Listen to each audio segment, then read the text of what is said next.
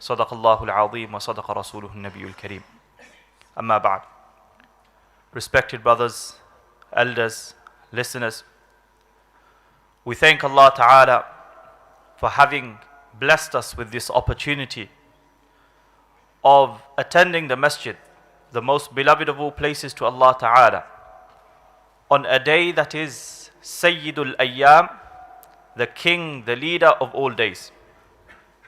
This day, the day of Friday, Rasulullah sallallahu alaihi wasallam mentions in a hadith, the sun has not risen on a day better than the day of Friday.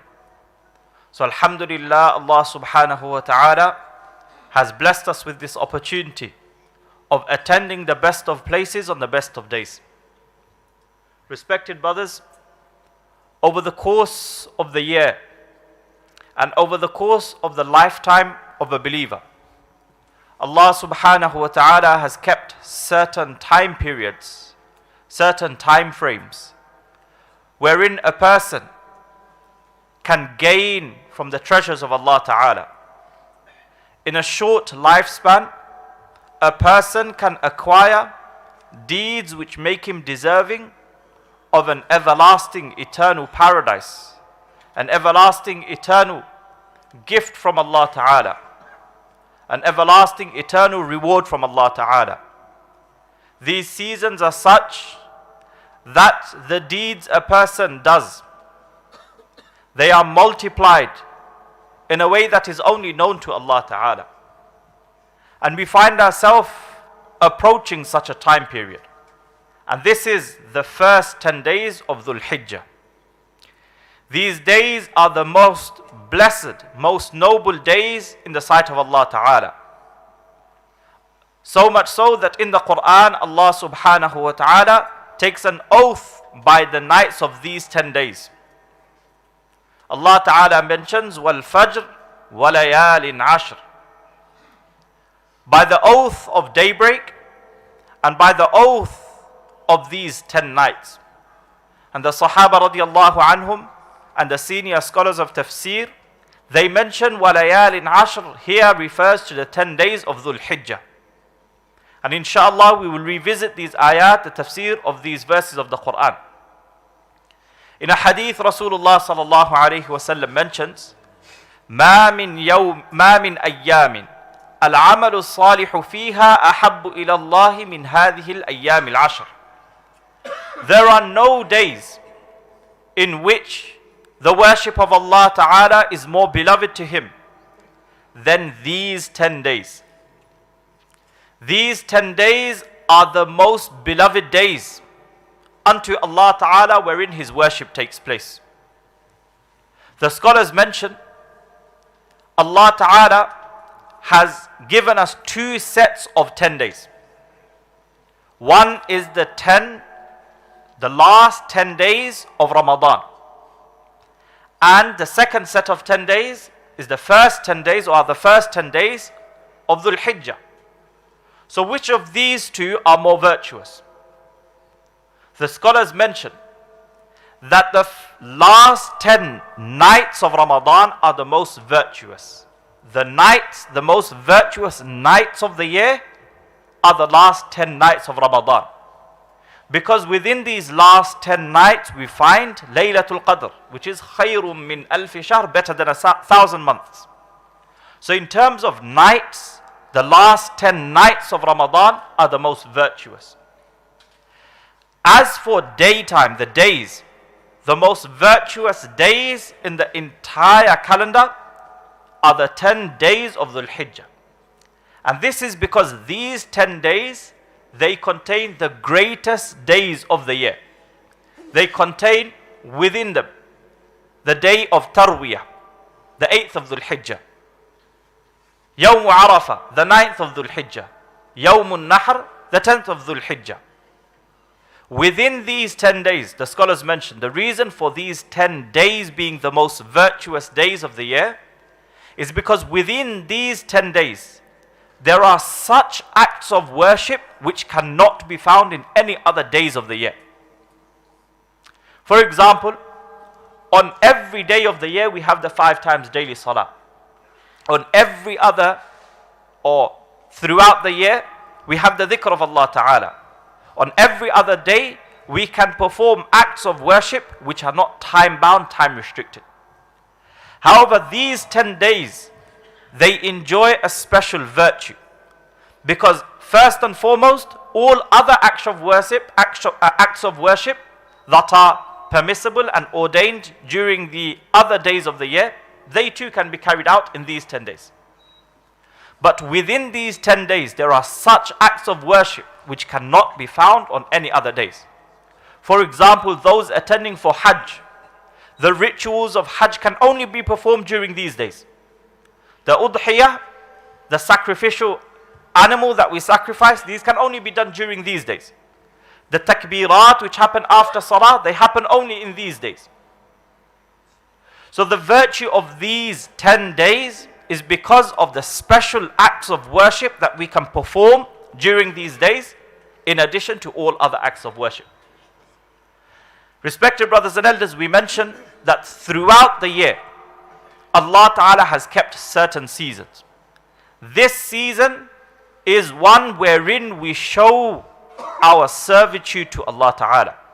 The expressions of servitude, of humbleness, of being a bondsman of Allah Ta'ala, in particular, is highlighted during these 10 days.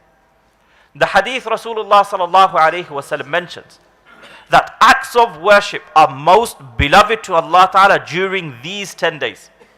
Acts of worship are most beloved to Allah Ta'ala during these 10 days. The scholars mention therein, therefore, that we should increase our worship during these 10 days.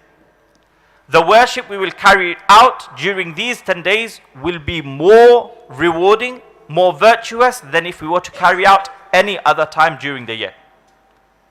So in the hadith, Rasulullah sallallahu alayhi wasallam mentions some of the things we can increase during these 10 days.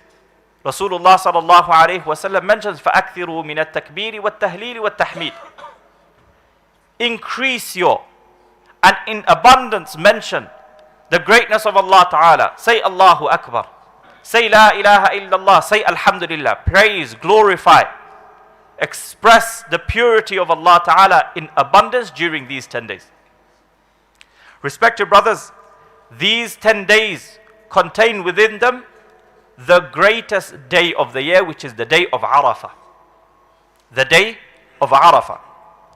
And like we mentioned, Allah Ta'ala has given certain times and certain actions virtue over certain other times and certain other acts of worship.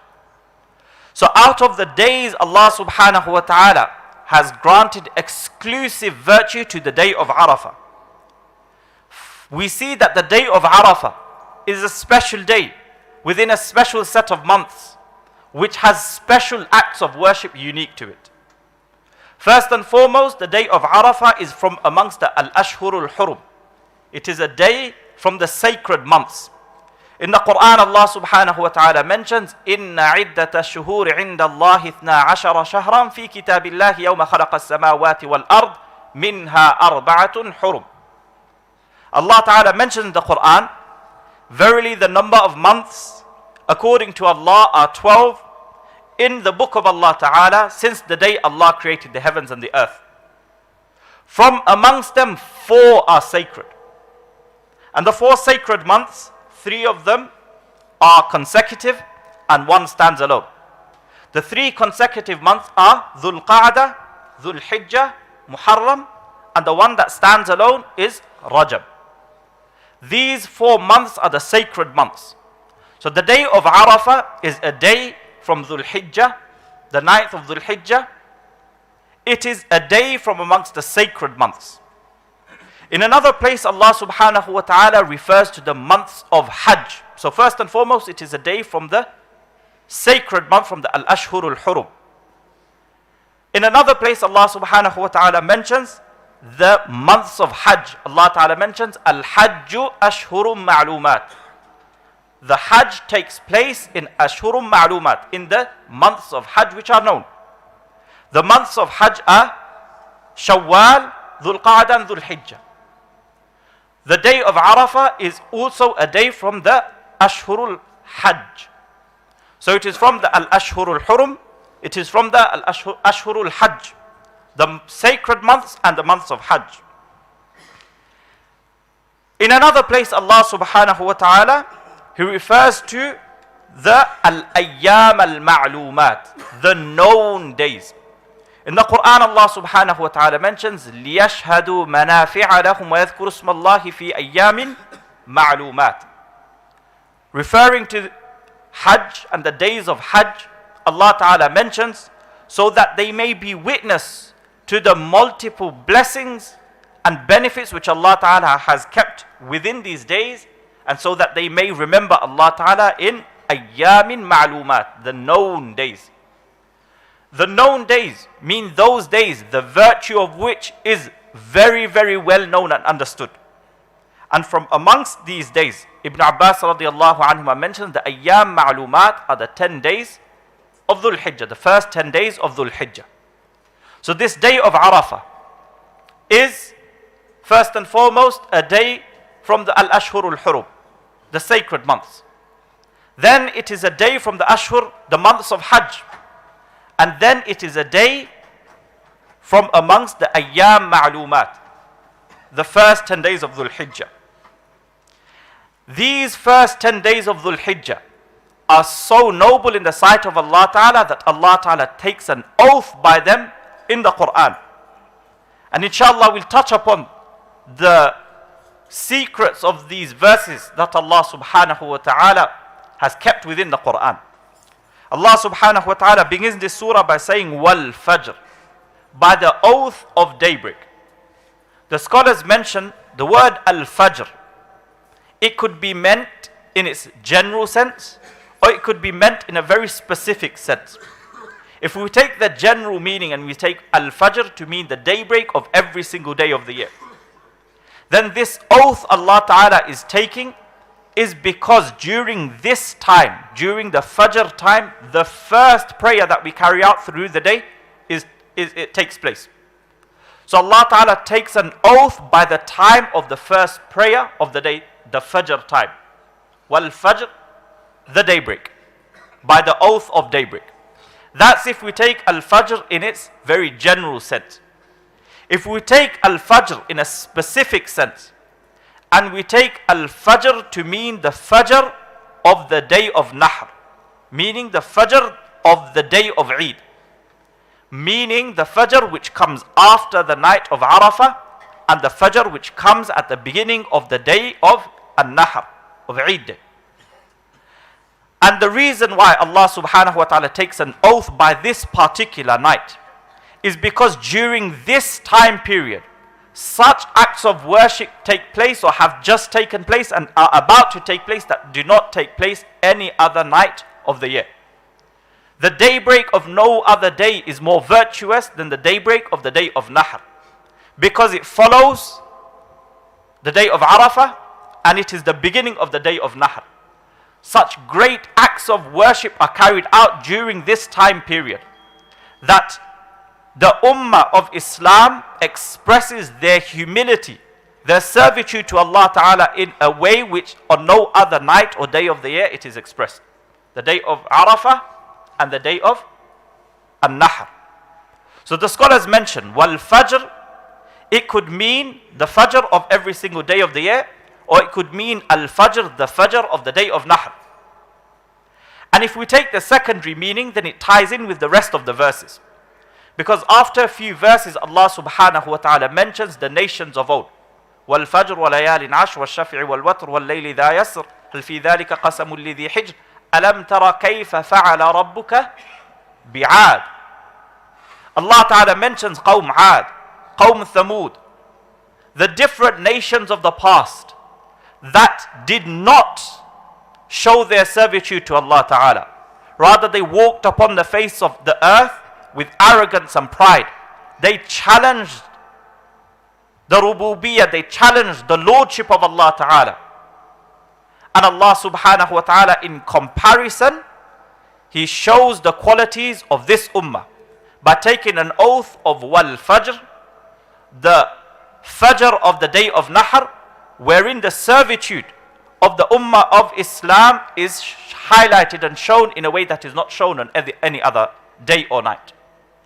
And then Allah subhanahu wa ta'ala proceeds and He says, وَلَيَالٍ عَشْرٍ, and by the oath of the 10 nights. Majority of the scholars of tafsir mention that here وَلَيَالٍ عَشْرٍ refers to the 10 days of Dhul Hijjah. And Allah ta'ala takes an oath by these 10 days. Because again, it is during these 10 days that the Ummah of Islam shows their servitude, their humbleness, their humility, their insignificance in front of Allah ta'ala, in stark contrast to the nations which Allah ta'ala mentions later on in the surah. And the scholars mention wal fajr in the Arabic language is ma'rifah. It has an alif lam which renders it specific. After walayalin ashr, Allah ta'ala mentions wash-shaf'i wal-watr. Again, this is with an alif and lam, which shows that it's ma'rifah, it's specific. But in between, Allah has left walayalin ashr without an alif and lam. And in Arabic grammar, we will call this nakira. It's unspecified. And one of the reasons they mention is that in the Arabic language, when something is left general, when it is left unspecified, it creates something called ta'zeem. It creates a greatness within this. The tanween, the fathatain, dhammatain, kasratain, walayalin, the tanween that's on walayalin ashr, this is something known as tanween lit ta'zeem.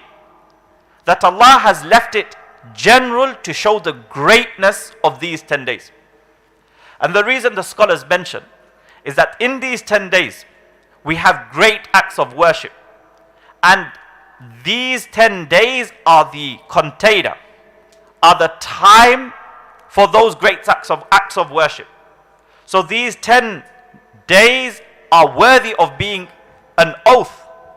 When Allah Ta'ala takes an oath by something, it shows the greatness of this. And on top of this, Allah Ta'ala has left it nakira, left it general, which shows the greatness of these 10 days even more so. And then Allah Subhanahu wa Ta'ala mentions وَالشَّفْعِ وَالْوَتْرِ.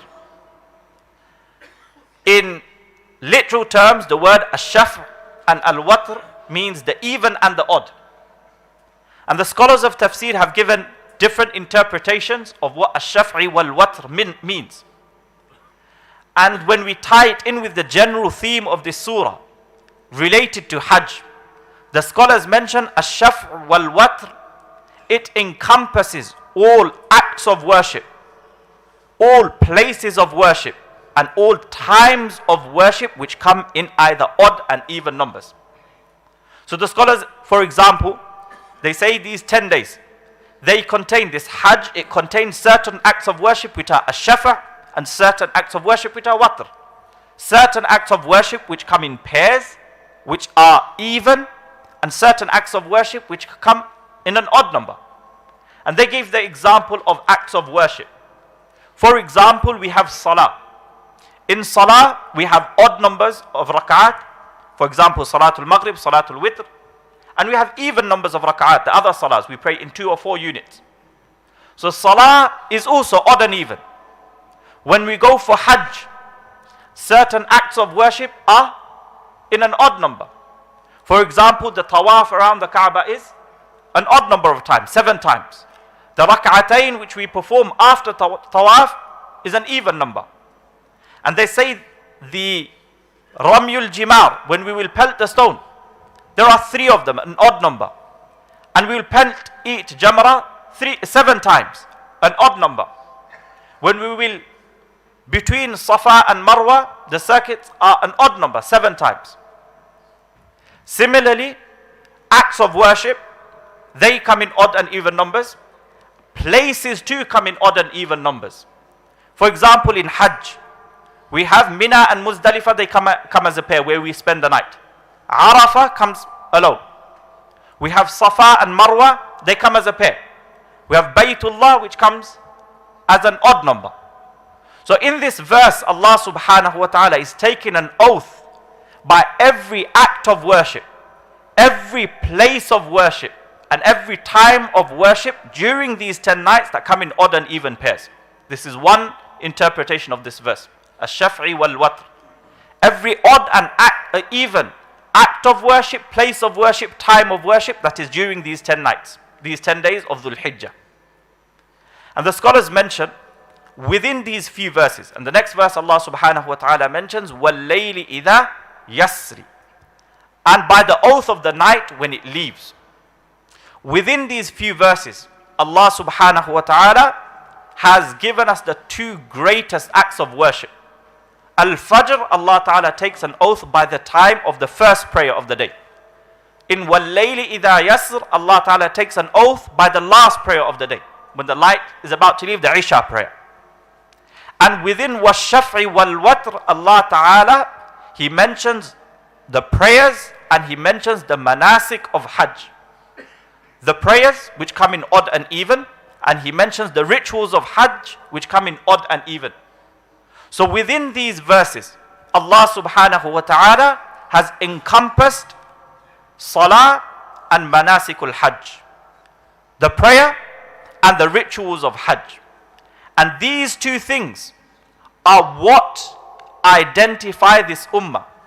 And these are the two distinctive qualities of this ummah, as opposed to the nations Allah mentions later on.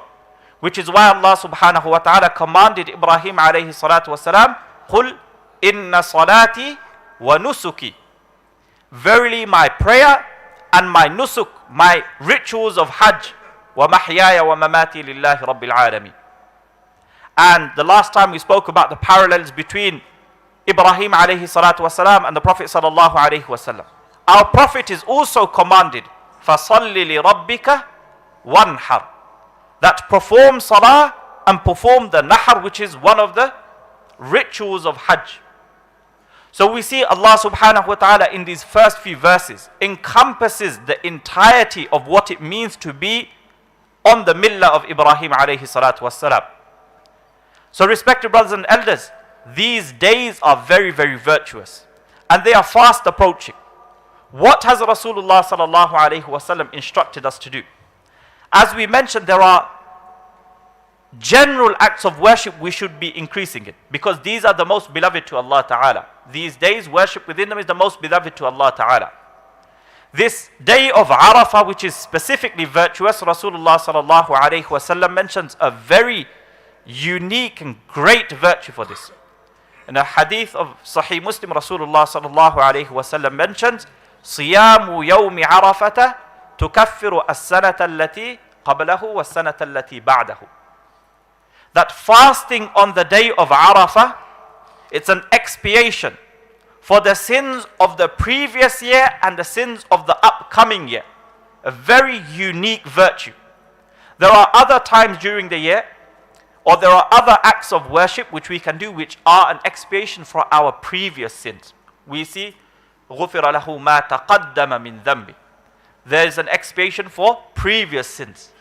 This fasting on the day of Arafah is unique in the sense that Allah forgives 1 year's worth of sin which have already been done, and 1 year's worth of sin which are yet to come. This is a unique virtue for the day of Arafah. So for those of us that are able, we should not miss this opportunity to fast on the day of Arafah.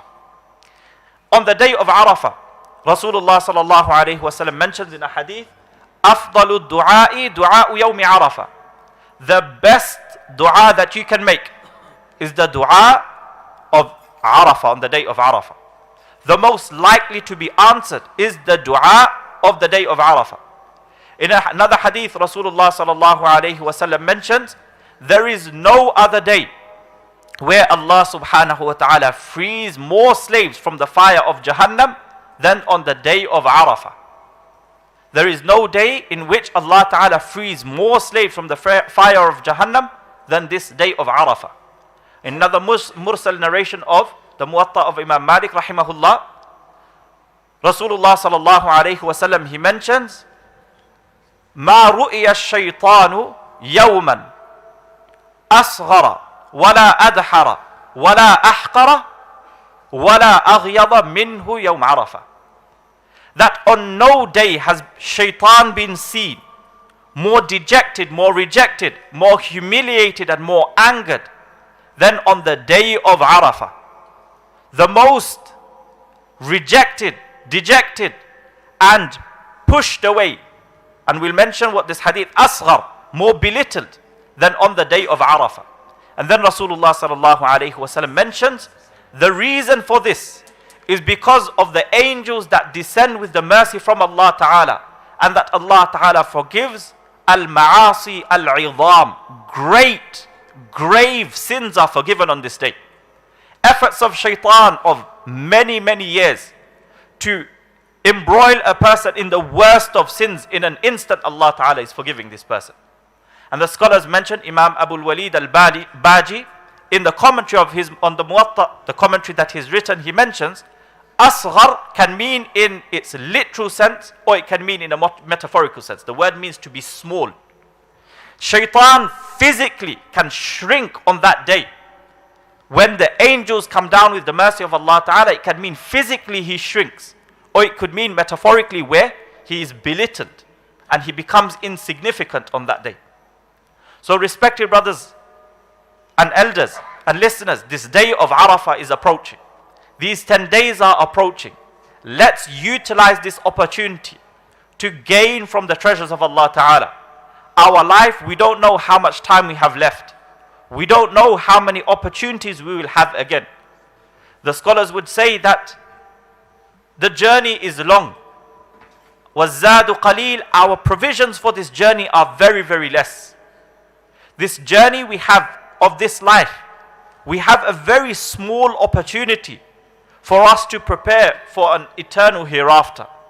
Through Allah's mercy has given us these times wherein our hasanat are multiplied to a number which only Allah Ta'ala knows. So let us utilize these opportunities, take from the treasures of Allah Ta'ala, build our zad, our provisions for the akhirah. For that long journey we are facing, let us take as much provisions as we can. Let us take from the rahamat which descend from Allah Ta'ala during these months. We ask Allah Subhanahu wa Ta'ala first and foremost to give us the ability to understand the virtue of these days and these months and these time periods. And then we ask Allah Subhanahu wa Ta'ala to enable us to take from the treasures of Allah Ta'ala those things which have been promised by Allah and His Rasul for these months. May Allah Ta'ala make us worthy recipients of these premises. And may Allah Subhanahu wa Ta'ala give us the ability to not only carry out these acts ourselves, but encourage our family members and those around us to carry these out as well. Wa akhiru da'wana alhamdulillahi rabbil alameen.